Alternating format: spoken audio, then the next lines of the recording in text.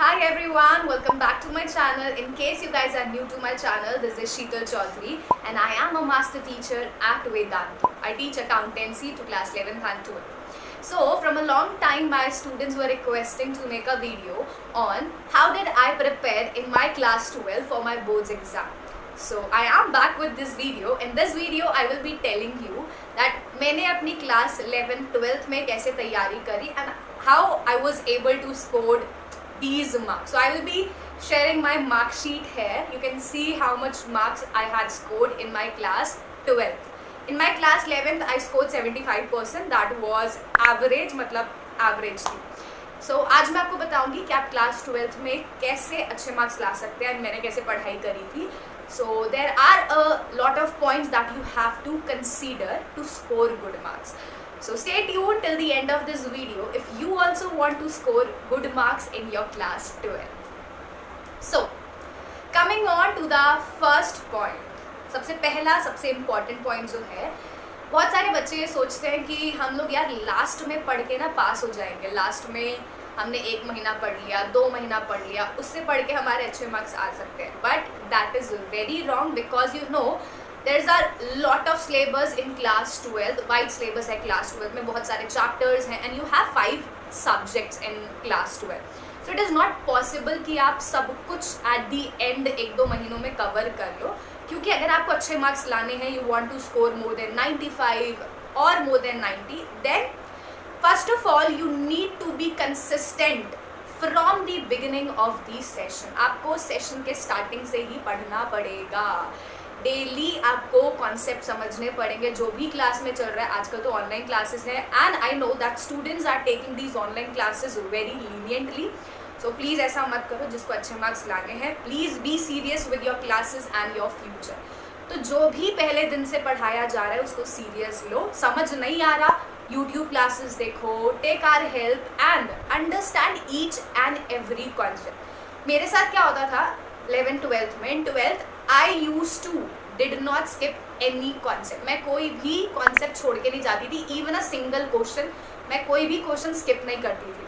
Because मेरे साथ ये थिंकिंग थी क्लास 12th में कि अगर मैंने ये क्वेश्चन स्किप किया ना, यही क्वेश्चन आ जाएगा. So I use to think like this. So आपको हर कॉन्सेप्ट इक्वली समझना, इक्वली इंपॉर्टेंस देनी है हर कॉन्सेप्ट को, और शुरू से ही आपको ध्यान से पढ़ना है. ऐसा नहीं कि यार पेपर आएंगे तब देखेंगे तब पढ़ेंगे. So this is the first point. Start focusing and working hard from the starting of the session. Starting से ही हमें मन लगा के पढ़ना है और starting से ही ये aim बना के चलो that you want to score good marks. Coming to the second point. So the second point is whatever you are doing, be positive. कुछ भी आप कोई भी concept समझ रहे हो, be positive with that concept. Because बहुत सारे बच्चों के साथ ये होता है, अरे यार ये subject तो बहुत tough है. If you are having negative thoughts about that subject, any concept, वो समझ नहीं आएगा क्योंकि आपने दिमाग में पहले से वो मेंटालिटी, वो थॉट बना लिया है कि यार ये कॉन्सेप्ट बहुत ज़्यादा टफ है. So make your interest, try to love that subject. अगर आप सब्जेक्ट से प्यार करोगे ना, आपको हर सब्जेक्ट समझ आएगा. So make your interest in that subject and be positive. कुछ भी कर रहे हो समझने की कोशिश तो करो. पहले से मत सोचो यार मैथ्स बहुत टफ है, अकाउंट्स बहुत टफ है. So don't be like that. हमें हर कॉन्सेप्ट के साथ पॉजिटिव होना है. नहीं समझ आ रहा, एक बार रिवीजन करो, 2 बार रिवीजन करो. आप प्रैक्टिस करोगे वो कॉन्सेप्ट बहुत ईजी हो जाएगा. So be positive and try to love what you are doing. Then coming on to the third point is the most important point and this is especially for boys. लड़के लोग क्या करते हैं, they don't make notes and this is the third point. You have to make clear notes because आज आपने class देखी, आज आपने सब कुछ समझ लिया, but after 1 month, after 2 months, after 6 months you will be having your pre-boards, your unit test and then you have to revise all those concepts again. हमें वही कॉन्सेप्ट दोबारा से रिवाइज करने हैं. अब हम क्या करेंगे, हम दोबारा से क्लासेस देखेंगे 1 घंटे की? No guys, we can do that. We will don't have that much time. जब हमारे प्री बोर्ड्स होंगे हमारे पास 1 घंटा हर टॉपिक के लिए, हर चैप्टर के लिए नहीं होगा. We have to revise every concept in 5 to 10 minutes. So what you have to do is you have to make clear note. I'll show you. I still have my class 12 notes. So this is business studies notes. Sorry. So this is business study notes and you will see कि अभी तो उल्टा लिख रहा है business studies, but this is the weightage I have written. अभी सब कुछ उल्टा दिखेगा. So this is the weightage and you can see I have prepared everything so neat and clean. Question black pen से लिखा है, आंसर ब्लू पेन से, question black pen से, आंसर ब्लू पेन से. I'll show you one more thing. The principles of, there are 14 principles ना, मैंने इतना clearly उनको लिखा है, फयोल प्रिंसिपल्स इतना ब्रॉड में कि मतलब हर कॉन्सेप्ट आपको पढ़ने में भी मजा है. जब आप खिचड़ी पका के नोट्स बनाओगे ना, आपको बाद में खुद को समझ नहीं आना. सो मेक योर नोट्स क्लीन ताकि आप जब भी रिवीजन करो आपके लिए वो ईजी हो जाए, आपको आराम से सब कुछ समझ आ जाए. जो भी आपने पढ़ा था उस टाइम पे वो एकदम से आपको नोट्स देख के वापस आ जाए.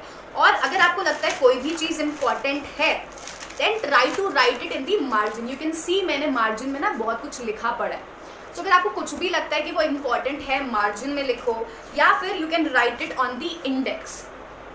इंडेक्स में आप अपने इंपॉर्टेंट पॉइंट लिख सकते हो, क्योंकि जब आपका एग्जाम होगा आप पूरी कॉपी भी एक साथ नहीं पढ़ पाओगे. At your final exam, at the time of final exam और pre boards, it is not possible to revise all these.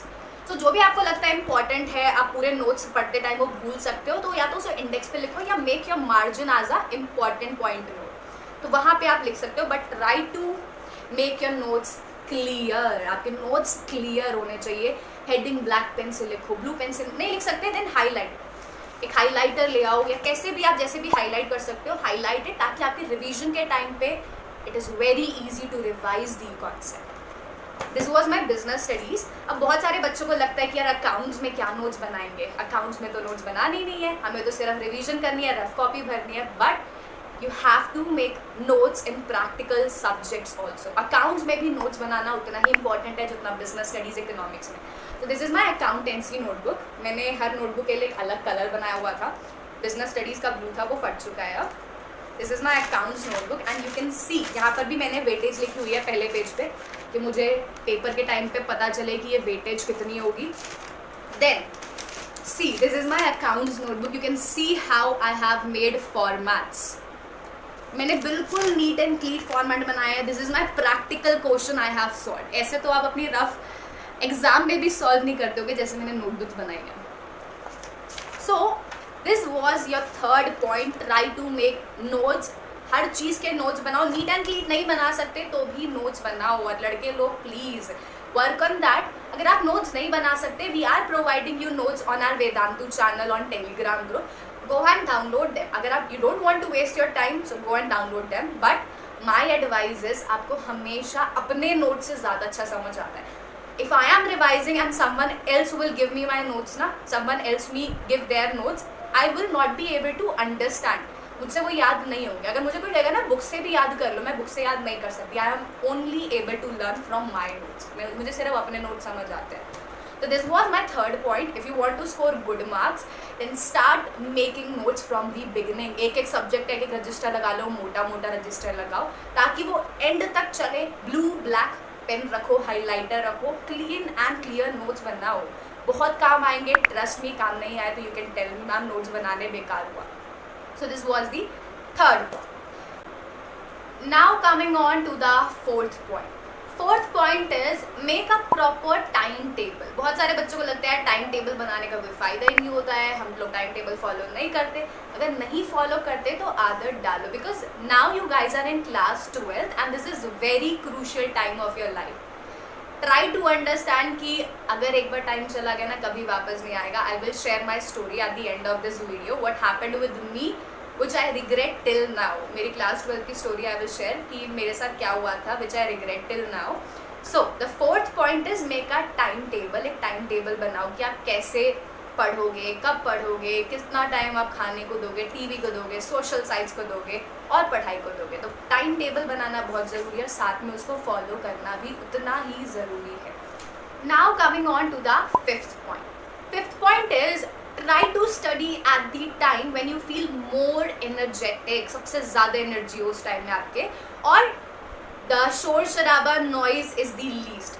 घर में जो भी ये बर्तन बजते रहते हैं, चाय पे होती रहती है, वो सबसे कम होनी चाहिए। So I am a night owl. मैं जब भी पढ़ती हूँ मैं रात के 11 बजे पढ़ना स्टार्ट करूँगी जब सब सो जाएंगे, और मैं सुबह 6 बजे तक पढ़ सकती हूँ। लेकिन अगर वहीं का कोई मुझे बोले ना, मेरे साथ होता था जब मैं 9th-10th में थी, मेरी मम्मा मुझे सुबह उठा देती 5 बजे और वो बोलती थी कि उठ के पढ़ ले, और मैं वेट करती थी मम्मा इधर उधर हो, और मैं कॉपी रख के सो जाती थी नोटबुक रख के। So I can not study at morning. Now you have to decide which is the best time for you to study. आपको सुबह उठ के पढ़ना सही लगता है, सुबह उठ के पढ़ो। सुबह उठ के पढ़ाई बहुत अच्छी होती है, मैंने 1-2 बार करी है, बट मेरे से उठा नहीं जाता। लेकिन रात वाली भी पढ़ाई बहुत अच्छी होती है। और यू हैव टू डिसाइड कि आपको कौन सा अच्छा टाइम लगता है, बट उस टाइम शांति होनी चाहिए, शोर शराबा नहीं होना चाहिए, और आप में सबसे ज़्यादा एनर्जी होनी चाहिए। जो भी आप याद कर रहे हो वो रिटेन रहे। मेरे साथ अगर मैंने कुछ याद कर लिया तो वो मेरे साथ 1 साल मेरे दिमाग में रहेगा। तो same should be with you. आपका माइंड जब भी आप पढ़ रहे हो, it should be present at your study. ऐसा नहीं कि आप नोटबुक लेके बैठे हो और गर्लफ्रेंड बॉयफ्रेंड के बारे में सोच रहे हो, किसी और बारे में सोच रहे हो।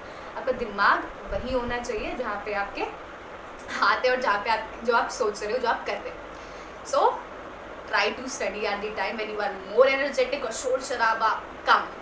Now coming on to the 6th point. 6th point is set a daily target. हमें डेली टारगेट सेट करना है कि आज हमारे क्लास में 4 प्रिंसिपल जो है फयोल के या इंटरेस्ट ऑन कैपिटल कंप्लीट हुआ है। So by the end of that day you have to complete that topic. आपको उस टॉपिक में एक्सपर्ट बनना है। घर पे आके अकाउंटेंसी के क्वेश्चन सॉल्व करो। आपको डेली प्रैक्टिस करनी पड़ेगी। ऐसा नहीं है कि चैप्टर जब पूरा कंप्लीट हो जाएगा तब तक आप वेट करोगे, then you will revise all the concept. तो आपको डेली एक टारगेट सेट करना है कि by the day I have to learn this concept, I have to complete this concept. Because एक दिन में कोई भी एक्सपर्ट नहीं बनता, कोई भी हीरो नहीं बनता। It's take a lot of time to become an expert, to become an hero guys. So हमें डेली मेहनत करनी है।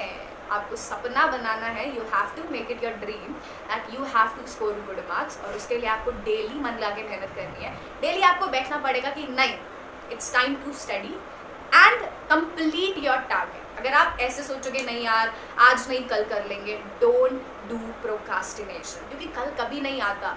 अगर आप आज का काम कल करोगे तो कल का काम कब करोगे?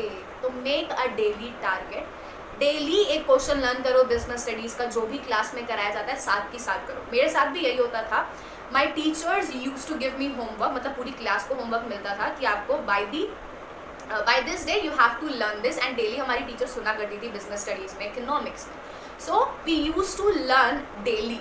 ऐसा नहीं होगा कि आप 2 दिन का एक साथ लर्न करोगे, 1 हफ्ते का एक साथ करोगे, या पेपर के टाइम पे करोगे, वो कभी भी पॉसिबल नहीं है। सो डेली हमें पढ़ना है। Now coming on to the 7th point. 7th point is again very important. बहुत सारे बच्चे कंफ्यूज्ड होते हैं कि मैम कौन सी बुक करें। Also a lot of student ask me ma'am बता दो कि कौन सी बुक करनी है, कौन सी बुक करें। So my suggestion and advice always will be to suggest that book which your school is suggesting. जो भी आपका स्कूल पहले सजेस्ट करता है वो बुक ज़्यादा इंपॉर्टेंट है, क्योंकि चाहे वो प्री बोर्ड्स हो चाहे यूनिट टेस्ट हो, आपका पेपर वहीं से आएगा जहाँ से स्कूल वाले जो बुक सजेस्ट कर रहे हैं। हम लोग आपको कोई और बुक सजेस्ट करेंगे, स्कूल वाले कोई और सजेस्ट करेंगे, तो आप कंफ्यूज हो जाओगे। It will be very much difficult for you to go through both the book. So I always suggest this, पहले एक बुक कंप्लीट करो। First complete 1 book, all the illustrations, all the practical question, all the additional question. अगर school में आपको practical questions ma'am करा रही है, घर आके आप इलस्ट्रेशंस करो, घर आके आप एडिशनल क्वेश्चन करो, लेकिन पहले एक बुक करो। ऐसा नहीं स्कूल में DK गोयल चल रही है, ट्यूशन वाला TS ग्रेवाल करा रहा है, ऑनलाइन आप NCERT कर रहे हो। This should not happen. आपका बर्डन बढ़ेगा और आप एक बुक भी अच्छे से नहीं कर पाओगे। So focus on only 1 book. एक साथ 3 बुक नहीं करनी। In my class 12 I only did DK Goyal. मैंने सिर्फ DK गोयल करी थी और कुछ भी नहीं किया था। सो एक बुक करो, पैर मत फैलाओ, क्योंकि अगर आप एक मतलब दोनों पैर अलग अलग नाव में रखोगे तो कुछ भी नहीं हो पाएगा, कहीं नहीं पहुंचोगे। सो सिर्फ एक बुक करनी है। Now coming on to the next point. Next point is, बहुत सारे बच्चे पूछते हैं मैम ट्यूशंस लगाएं, सेल्फ स्टडी करें, कितनी सेल्फ स्टडी करें।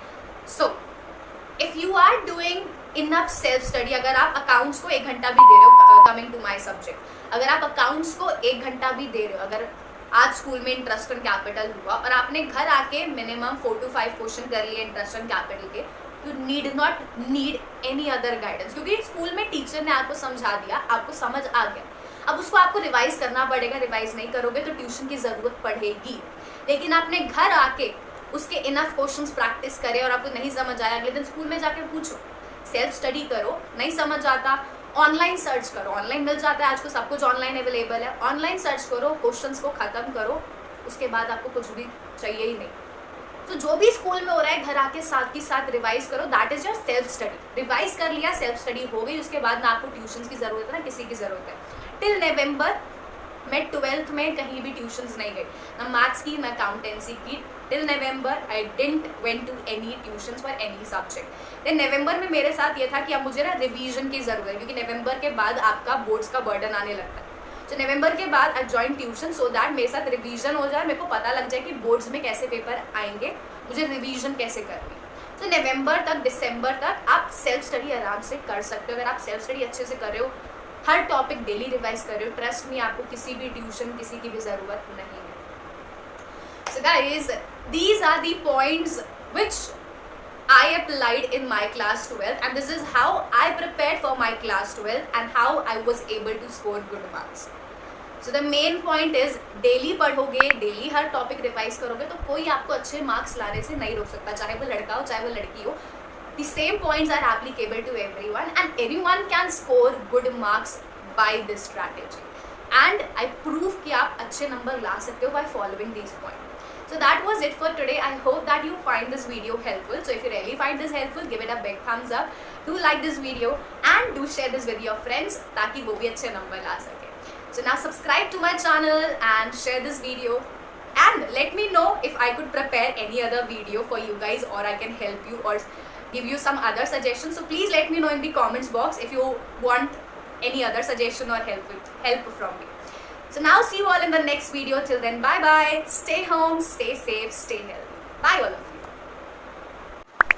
So sorry मैं अपनी स्टोरी बताना भूल गई, मैंने आपको बोला था मैं एंड में बताऊंगी। तो story of my class 12th is, बहुत सारे बच्चे लोग क्या करते हैं कि वो सिर्फ इम्पॉर्टेंट सब्जेक्ट्स पे फोकस करते हैं कि अकाउंट्स पढ़ लिया चल, अकाउंट्स में अच्छे नंबर आ जाएंगे, मैथ्स में अच्छे नंबर आ जाएंगे, बिजनेस इको में अच्छे नंबर आ जाएंगे।